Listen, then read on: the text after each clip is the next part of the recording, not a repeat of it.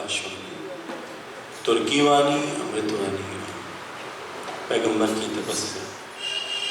भगवान जी को प्रश्न किया संत ने, भगवान आप अंदर से कितना खाली है, उसके लिए आपने क्या तपस्या किया? भगवान ने कहा, देखो मैंने आपको बताया ना, आप लोग निकल जाओ, मम्मी वाले चले निकल जाओ, निकल जाओ आप।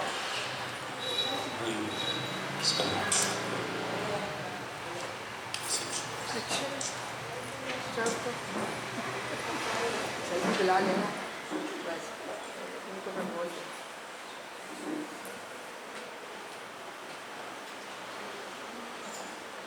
प्रेमी भगवान जी, आप अंदर से इतना खाली है, उसके लिए आपने क्या तपस्या की? भगवान क्या, देखो ना, मैंने बताया जिस दिन से मैंने ज्ञान सुना तो एकदम जगत की प्रलय हो गई। जिस दिन से मैंने ज्ञान सुना तो एकदम से जगत की प्रलय हो गई, जैसे जगत रहा ही नहीं।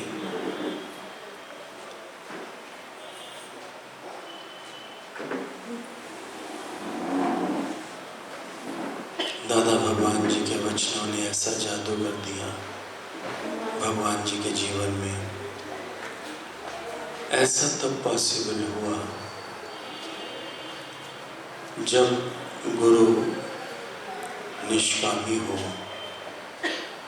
और लेने वाला जिज्ञासु जो है, संत जो है, वो मुमुक्षु हो,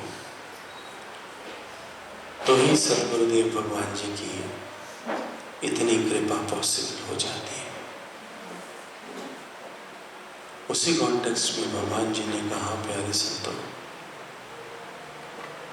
मैंने आपको पहले भी बताया है कि जिस दिन से मैंने दादा भगवान का ज्ञान सुना, उस दिन से मेरी जगत की प्रलय हो गई, मानो जगत रहा ही नहीं।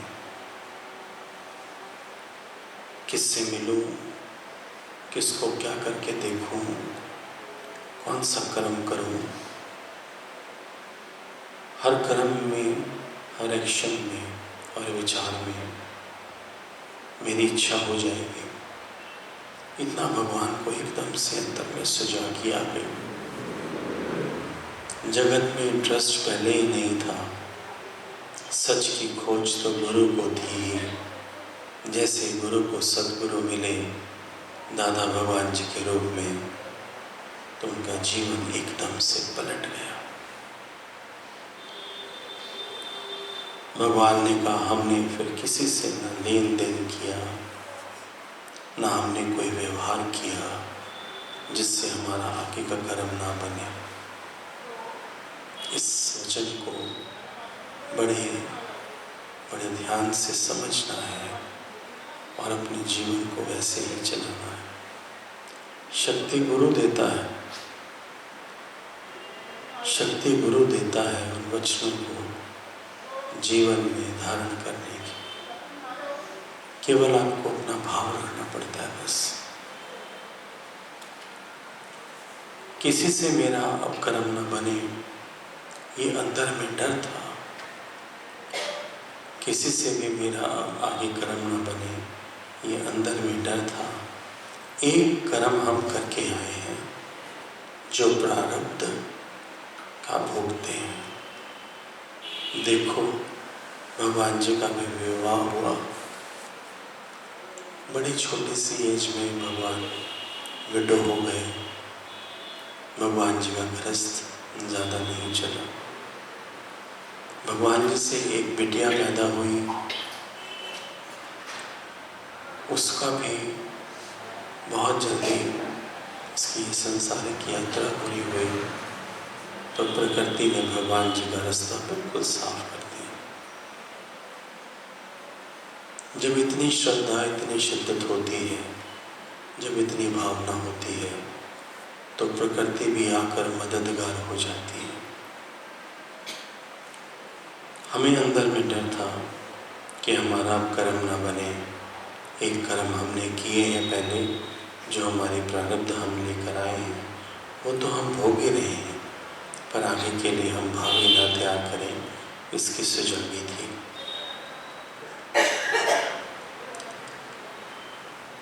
मेरे को अंदर में वास्तव में भी डर था कि मुझे अब और कोई कर्म नहीं आगे बनाना, ना किसी से लेन न देन, शब्द का भी किसी से ज़्यादा व्यवहार नहीं था, कुछ भी नहीं। हमारे से कई लोग पूछते थे कुछ भी, पर हमने वापसी में उनको जवाब नहीं देते थे। कभी बोलना भी पड़ता था तो यही मुख से निकलता था कि सब ठीक है, सब ठीक है। ये सब ठीक है वाला जो वचन था, जो दादा के ज्ञान से मिला, वो मानो गुरु मंत्र बन गया कि सब ठीक है, सब ठीक है। प्रेमनिका भगवान जी, आपने अभी बताया कि जिस दिन से आपने दादा भगवान जी का ज्ञान सुना तो आपके जगत की प्रलय हो गई, कोई रहा ही नहीं। पर भगवान हमारी ओर देखिए, हमको तो चक्कर काटते काटते टाइम लगेगा ना। हम ऐसे नहीं बोल सकते हैं अभी कि हमारा कोई नहीं है। हाँ, आपके ज्ञान से हमें शक्ति मिलेगी तो अंदर से आप ये बुलवाएंगे कि अब हमारा भी कोई नहीं।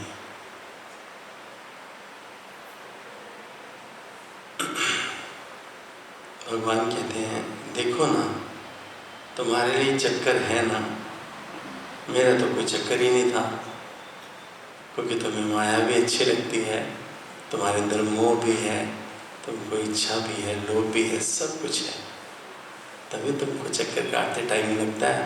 हमारा तो कोई था ही नहीं। ये गुरु की बात, मैं गुरु की रीस नहीं कर सकता, और ना ही ये रीस का कोई ज्ञान है। ये तो अपनी अपनी श्रद्धा है, अपनी अपनी भावना है। जैसे जैसे श्रद्धा बढ़ती है वैसे वैसे भगवान जी का ज्ञान जीवन में हूबहू उतरने लगता है।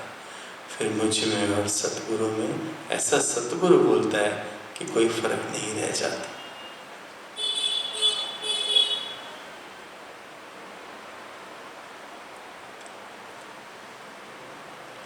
हमने किसी से कभी व्यवहार नहीं किया तो हम क्या बोलें।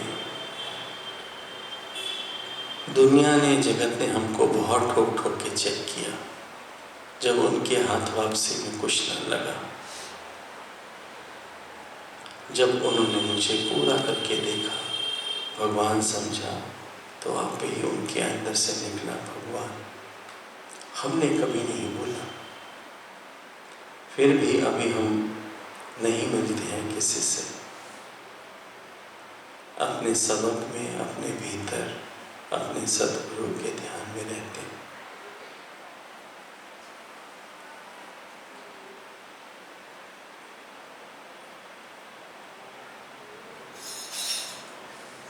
लोग बोलते हैं, पुराने मोह वाले बोलते हैं कि हम दर्शन करने आए हैं भगवान का। हम बोलते हैं कौन सा दर्शन करने आए हो? तुम तो लक्ष्मी से मिलने आए हो। लक्ष्मी तो कब की मर चुकी।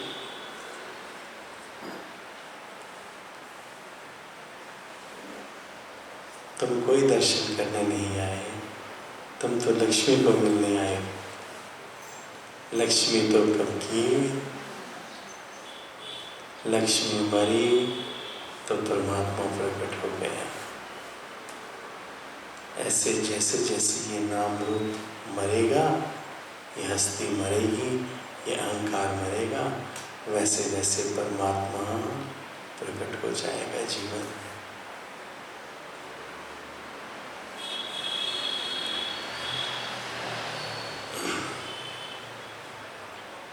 हम जाकर बोलते थे उनको कि तुम जाकर अपना दर्शन करो। जिधर इतने दिन तुम नहीं आए तो अभी भी तुम वैसे ही करो। अब तुम्हें क्या हो गया? अब तुम्हें क्या हो गया? अब तुम क्यों मुझे मिलने आए हो? हमारा व्यवहार रखने का किसी से मन नहीं है, क्योंकि हमको कोई डर नहीं है क्योंकि हम किसी का खाते नहीं।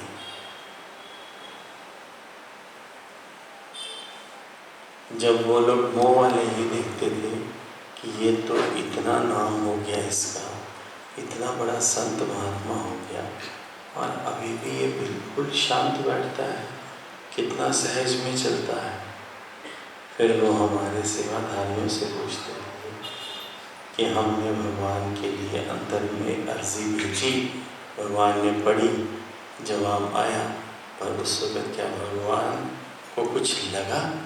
भगवान के चेहरे से तुम्हें कुछ पता चला कि भगवान अपने परिवार को क्या पत्र देखकर, क्या इन्फॉर्मेशन देखकर कि वो नीचे आए हैं मिलने के लिए, भगवान के चेहरे में चेंज आया? तो लड़कियां बोलती थी कुछ भी नहीं हुआ, ऊपर सिर्फ और सिर्फ सत्संग चला, वाणी चली, निराकार की महिमा चली। तो वो लोग मुंह लेकर वापस हो जाते थे। ऐसे भगवान ने एक एक में से अपना मोह, अपनी वासना निकाली। तुम कहते हो उस शादी में तो मुझे जरूर जाना पड़ेगा, आपको पता नहीं है गुरुजी, उस शादी में जाना तो बहुत जरूरी है।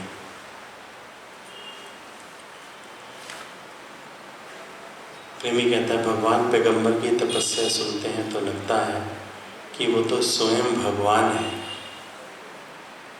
तो जो स्वयं भगवान है उसको तपस्या करने की कौन सी जरूरत है?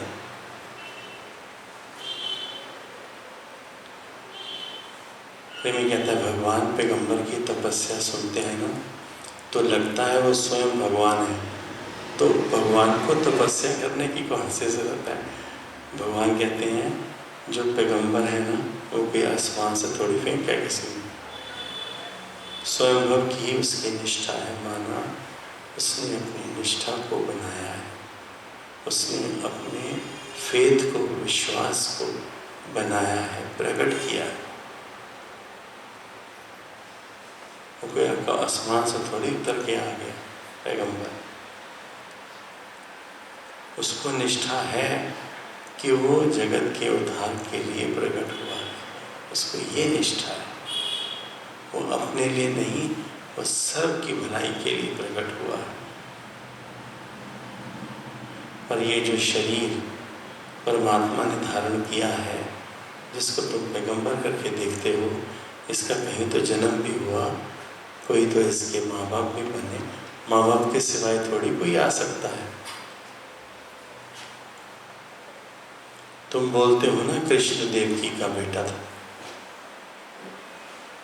तुम बोलते हो कृष्ण देवकी का बेटा था, जन्म से थोड़ी भगवान था, पर जन्म से संस्कार अच्छे थे।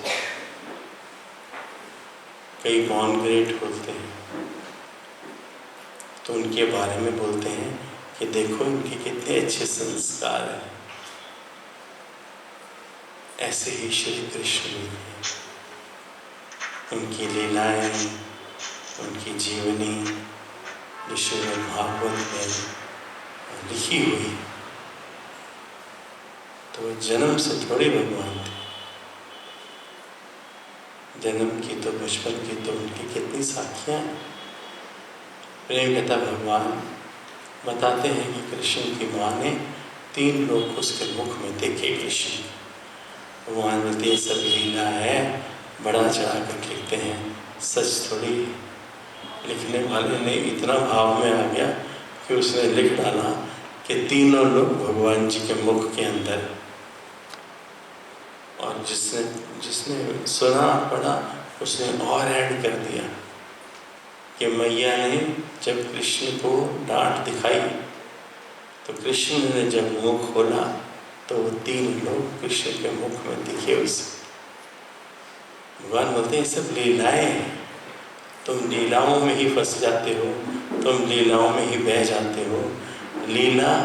लीलाधारी की जो लीला है वो लीलाधारी को नहीं पहचानते, उसको नहीं जानते, उसको नहीं अपनाते, लीला में चले जाते।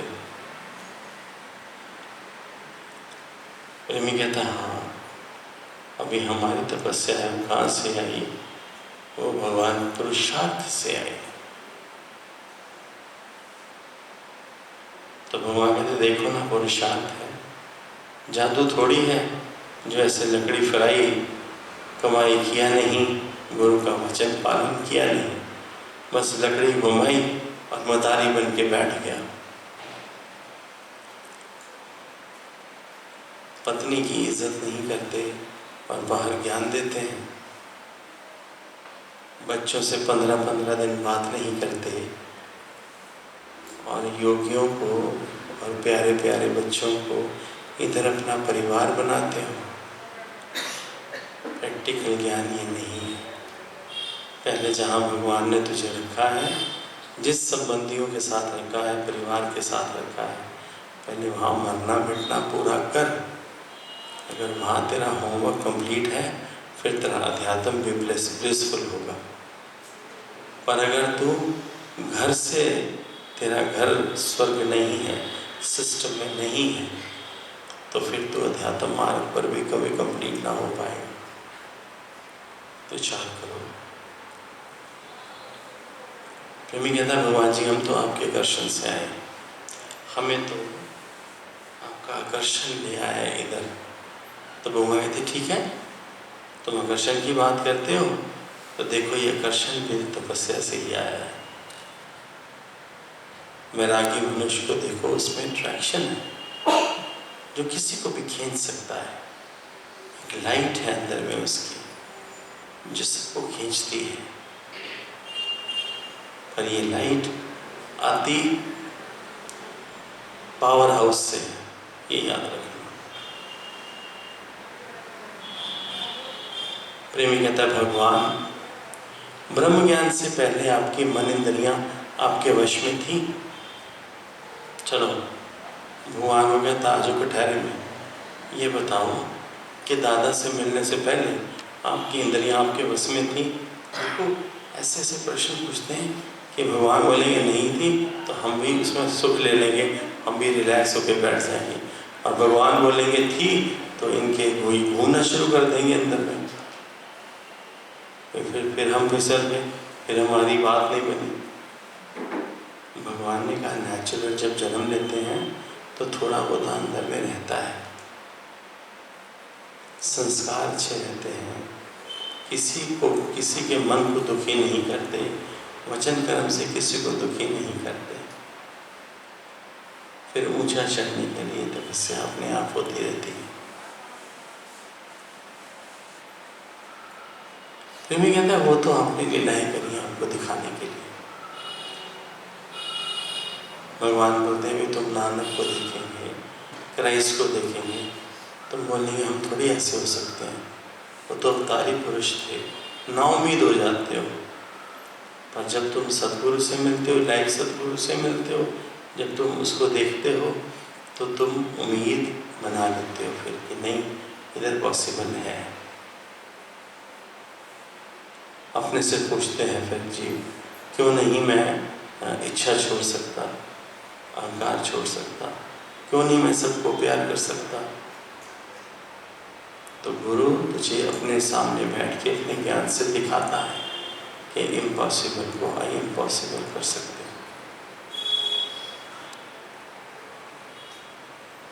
बात करो।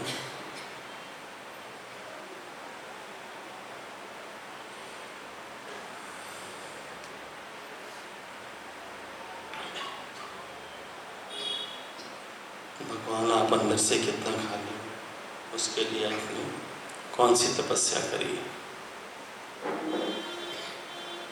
भगवान ने कहा वचन कर्म वाणी सबकी तपस्या है। खाली ये नहीं यहाँ के तुम्हारे बीच में बैठ गए और गुरु भगवान जी की वाणी पढ़ ली तो ज्ञान हो गया, खाली ये नहीं। गुरु की वाणी पढ़ते हैं, अंदर में सुजागी बढ़ती है और वही सुजागी हमको सारा दिन कंट्रोल करती है, हमको गलत रास्ते नहीं जाने देती, मन को भी टिका देती है। वही सुजागी जो हम गुरु के वचनों से रोज लेते हैं।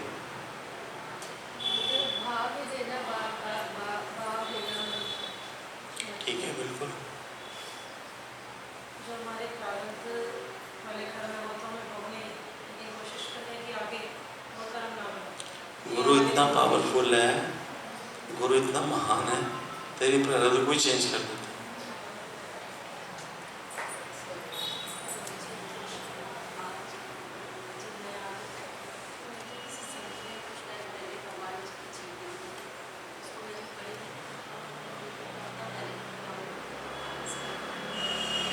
उसके अंदर दो लाइनें थी, वो वहाँ पर मेरा मुझे लगता था मैंने उसे सुनी थी भगवान जी की जीवनी में कैसे बोलूँ। तो मैं यहाँ जब आकर बैठी तो मैं भगवान जी से अंदर ही अंदर बात कर रही थी कि भगवान जी आपकी जीवनी में ये आई हैं दो लाइनें और वो भाव मैं अपना बोलना चाह रही हूँ, बट अगर आप चाहेंगे तो मैं बोलूँगी और नहीं चाहेंगे तो मेरे मुख से बोलना नहीं। और अभी यहाँ बैठी ही थी, सोच ही रही थी कि आपने भगवान जी की जीवनी शुरू कर दी और उसमें गुरुवर दो लाइनें आ रही थी जहाँ पर कोई संत लक्ष्मी भगवान जी को कहता है ज्ञान लेने के बाद में कि लक्ष्मी भगवान चलो, आपके दूसरे संत का सत्संग हो रहा है, आप मेरे साथ चलो। तो लक्ष्मी भगवान ने कहा कि ऐसा क्या है जो, ऐसे कौन से शब्द हैं जो मुझे दादा ने नहीं दिए हैं, मैं दूसरे में जाऊं।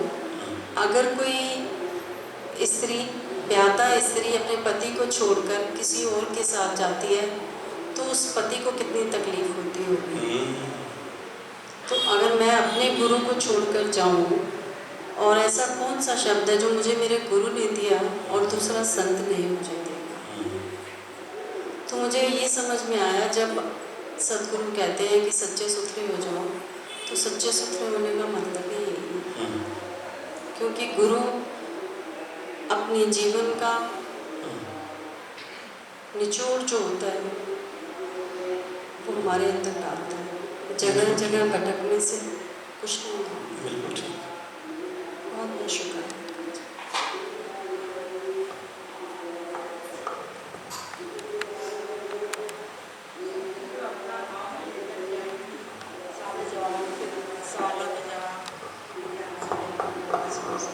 जो गुरु भगवान ने पैगंबर की तपस्या का बताया, उसी में ही मेरे वचन प्रश्न का जवाब भी उसी में से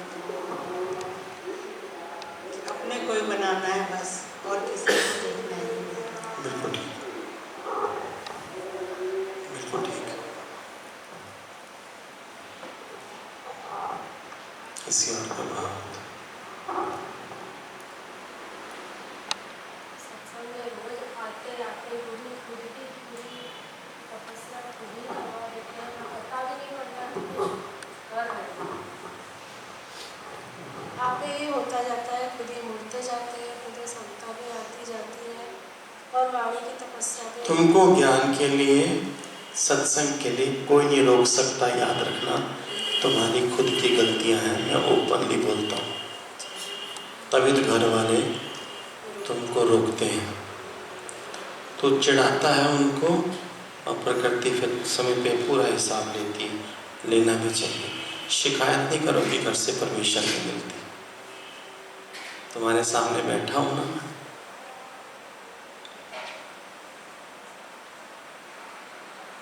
कोई घर वाला नहीं रोकता, हमारा खुद का स्वभाव गलत है। हमने प्रेम किया ही नहीं, हमने खाली प्रेम लिया पर हमने किया नहीं। अगर किया तो सजागी से नहीं किया, इमोशंस में आके करते गए, सजागी में नहीं करा। तो ज्ञान से गुरु हमको बैलेंस में लाता है।